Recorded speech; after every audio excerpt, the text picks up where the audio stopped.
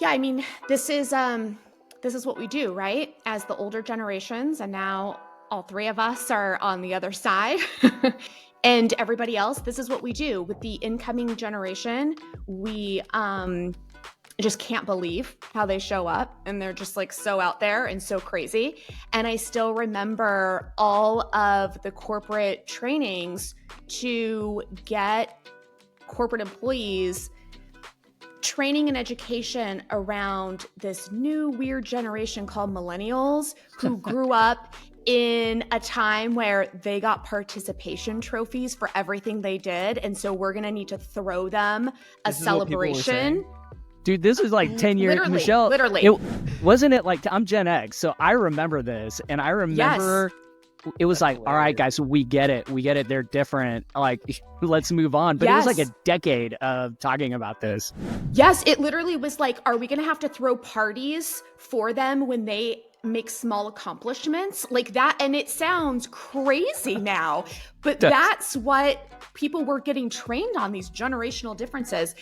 And I think that, the role of the older generation is to help transition the younger generation into the workforce. Their role is to come in and challenge everything. It just is, because how else are we supposed to evolve? And, when Daniel and I were talking about this, I said, I think we're just all being assholes, because this has always happened with every generation. Where I think the difference is with Gen Z specifically, and maybe Gen Alpha, depending. But Gen Z specifically is, can we just take a moment and think about what they've been through?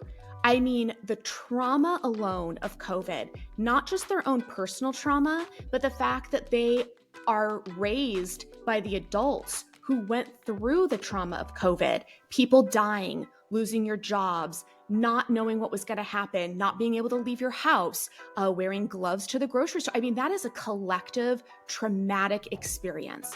Now let's layer in all of the economics. You can't buy a house. You can't even move out because rent's too expensive.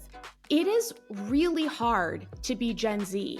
And all I see people talking about is they don't have the same customer service skills. You guys, they cannot make eye contact, and that is a problem. That is not a problem. The problem is you're being an asshole and you don't remember what it's like to be fresh out of college, really young, not sure what's going on, and looking for some advice and guidance. And I think we're not being fair. I really don't.